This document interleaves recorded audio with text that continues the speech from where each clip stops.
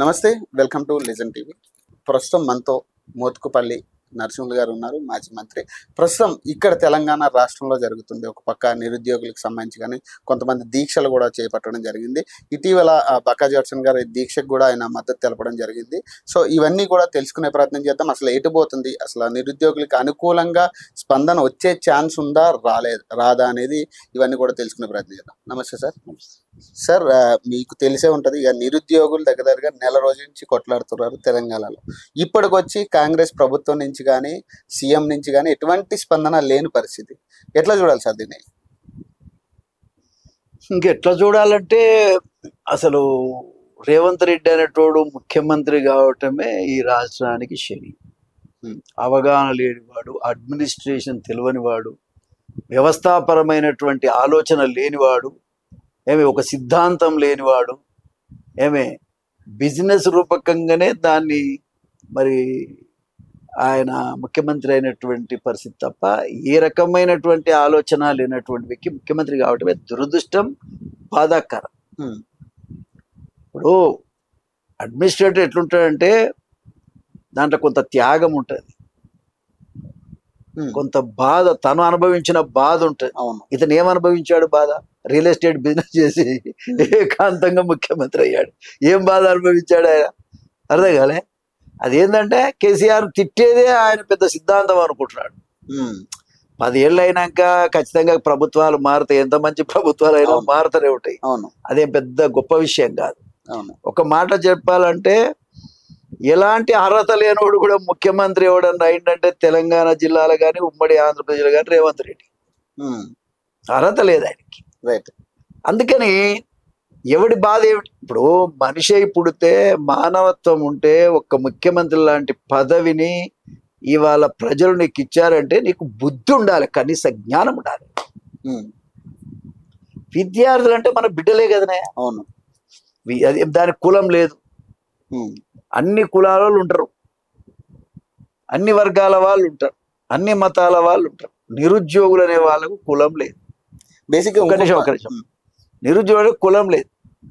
అటువంటి బిడ్డలని ఏంది ఆయన మీ పడుతున్న బాధ ఏమిటి? నన్ను ఏం చేయమంటారు? నిన్న మీరే కదా గెలిపించింది, 30 లక్షల మంది విద్యార్థులు మీరు త్యాగం చేస్తే కదా నాకు ఈ కుర్చీ దొరికింది, దొంగనైనా నాకు ఈ కుర్చీ దొరికింది అనే ఆలోచన ఉండాలా లేదా? మనిషి ఎప్పుడు ఉండాలి కదా, ఖచ్చితంగా ఉండాలి. మరి అది లేనప్పుడు ఏమనుకోవాలి ఆ వ్యక్తిని?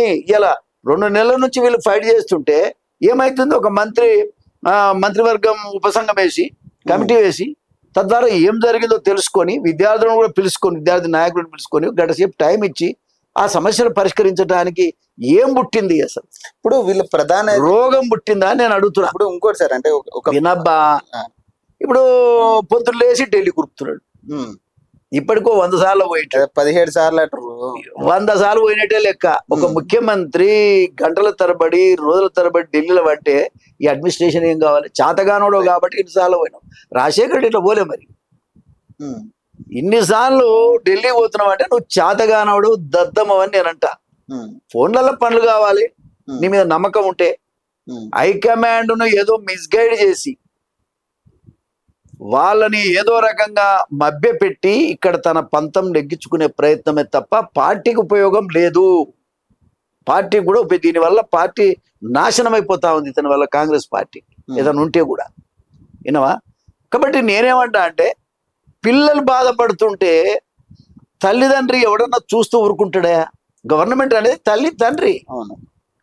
కాబట్టి వాళ్ళ 2 నెలల నుంచి వాళ్ళు ఫైట్ చేస్తుంటే నిన్న కాక మొన్న గవర్నమెంట్ మార్చుకొని గవర్నమెంట్ వస్తే మాకేదో మేలు అవుతుంది, మాకేదో నిరుద్యోగ భృతి వస్తుంది, మాకేదో ఉద్యోగాలు వస్తాయి, 2 లక్షల ఉద్యోగాలు అన్నాడు, దాంట్లో మాది కూడా వస్తుంది అని ఆశపడేటువంటి విద్యార్థుల బతుకులు ఏం కావాలి?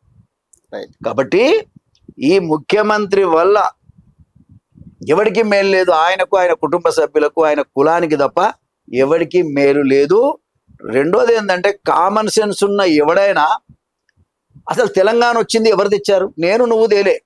ఎవరు తెచ్చారు? ఇది విద్యార్థులు తెచ్చారు, నిరుద్యోగ యువకులు తెచ్చారు. దాంట్లో 1200 మంది చచ్చిపోయారు. బుద్ధిహీనుడా, ఆ 1200 మందిని ఒకసారి పిలవగలిగావా? ఆ 1200 మందికి మనిషికో ఉద్యోగం ఇవ్వలేకపోయావా? ఏం పుడుతుంది నీకు? ఆ 1200 మందికి ఉద్యోగాలు ఇస్తే ఆశీర్వాదం ఎంత ఉంటుంది? అవును. ఈయన చంద్రబాబు నాయుడు గారు గెలిచిన తెల్లారే పెన్షన్లు ఇచ్చాడు. అది కూడా 2 నెలల పెండింగ్ బిల్స్ తో కలిపి 7,000 రూపాయల పెన్షన్ ఇచ్చాడు ఒక్కొక్కరికి. ఆయన స్వయంగా పంచాడు. సిగ్గుందా? నువ్వు నేర్చుకో. 16,000 టీచర్ పోస్టులను భర్తీ చేయడానికి నోటిఫికేషన్ ఇచ్చాడు. అవును.